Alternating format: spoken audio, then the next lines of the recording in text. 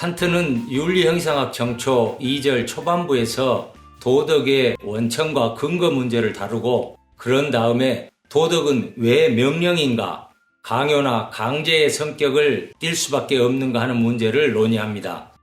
정언명령은 윤리형상학 정초 2절 중반부부터 본격적으로 논의됩니다. 정언명령은 한마디로 도덕의 최고 원리이며 기준이라고 말할 수 있습니다. 칸트의 논의를 순서대로 따라가며 정언명령은 무엇인가, 정언명령은 어떻게 도출되는가, 또 정언명령의 다양한 정식들은 무엇인지 살펴보도록 하겠습니다. 정언명령은 한마디로 도덕명령, 도덕법칙, 도덕원리라고 말할 수 있습니다. 윤리도덕의 최고의 원리 혹은 최고의 기준이다. 그것은 마땅히 해야 한다라는 당위로서 표현됩니다. 여기서 정언 혹은 정언적이라는 의미는 절대적, 무조건적이라는 뜻입니다. 따라서 정언명령은 아무런 조건 없이 무조건 행할 것을 요구하는 도덕명령입니다. 그래서 정언명령을 가장 짧고 단순하게 표현하면 이렇게 되겠습니다. 도덕적으로 행하라. 정언명령이 무엇인지 이제 잘 알겠죠? 이제 칸트가 정언명령을 어떻게 도출하는지 그 부분을 주목해 보겠습니다. 관련된 텍스트는 이렇습니다. 천천히 인용해 보겠습니다.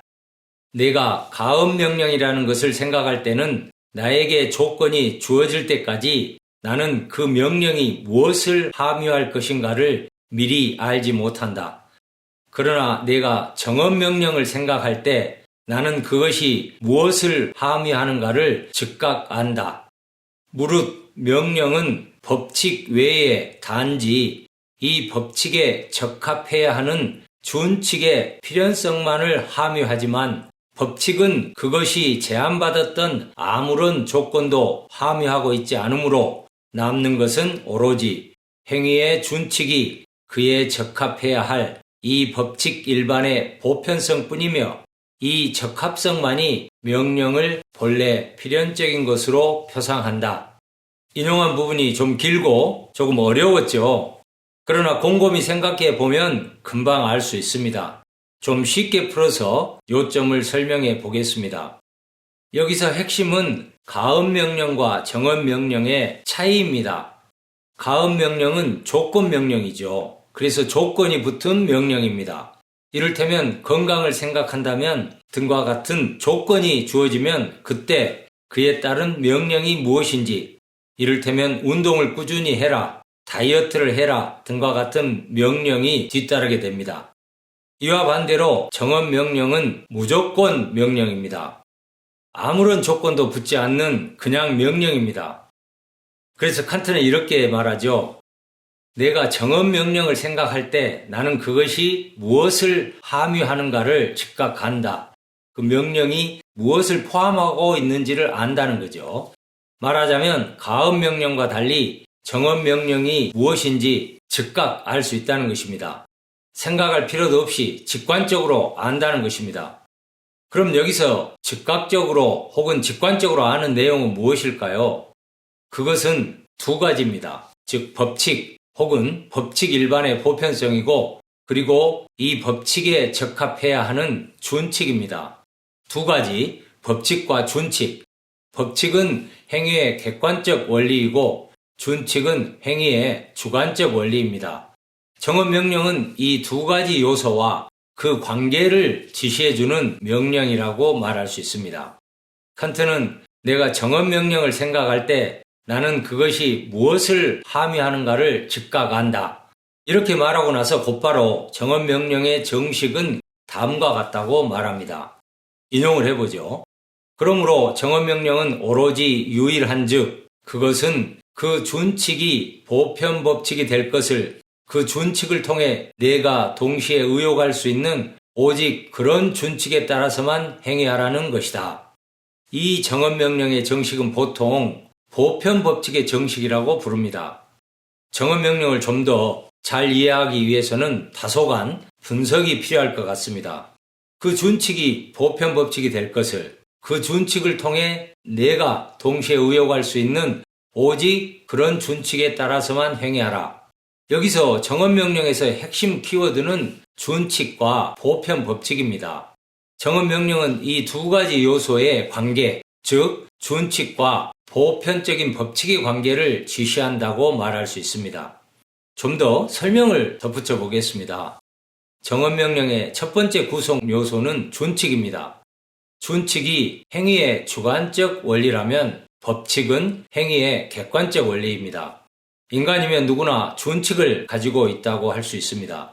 준칙은 개인들의 구체적인 행위의 원리입니다. 준칙은 개인들의 구체적인 삶의 영역에서 행위를 선택하고 결정하는 주관적 행위의 원리입니다. 예를 들어서 누군가 도움이 필요한 상황에서 도움을 줄 것인가 아니면 그냥 무관심할 것인가를 선택하고 결정한다면 그때 준칙은 그 행위의 주도적인 역할을 할 것입니다. 우리는 자신의 주관적 행위 원리인 준칙을 시험해 봄으로써 우리의 행위가 의무에 어긋나는지, 의무에 합당한지 아니면 의무로부터 비롯된 것인지를 평가할 수 있게 됩니다. 자, 정언명령의 두 번째 구성 요소는 보편 법칙 혹은 달리 말해서 보편화 가능성입니다. 이 보편화는 준칙에 의한 개인들의 삶의 주관적 원리가 객관적 원리로, 다시 말해서 공동체 사회에서 보편적이고 객관적인 원리로 통용될 수 있는가를 검증하는 것입니다. 이렇게 보면 정언명령이 왜 도덕의 원리, 의무의 원리, 도덕의 최고의 기준이 되는지 이해할 수 있습니다. 칸트는 정언명령에 보편법칙의 정식을 도출하고 제시한 다음에 곧바로 자연법칙의 정식을 제시하는데 관련된 텍스트 부분을 인용하면 이렇습니다. 그에 따라 결과들이 일어나는 법칙의 보편성이 본래 가장 보편적인 의미에서, 즉 형식의 측면에서 자연이라고 일컬어지는 것. 다시 말해 그것이 보편적 법칙에 따라 규정되어 있는 한에서 사물들의 현존이라고 일컬어지는 것을 형성하므로 의무의 보편적 명령도 마치 너의 행위의 준칙이 너의 의지에 의해 보편적 자연법칙이 되어야 하는 것처럼 그렇게 행위하라는 것이라고 말할 수 있겠다. 자, 여기서 다시 한번 마치 너의 행위의 준칙이 너의 의지에 의해 보편적 자연법칙이 되어야 하는 것처럼 그렇게 행위하라.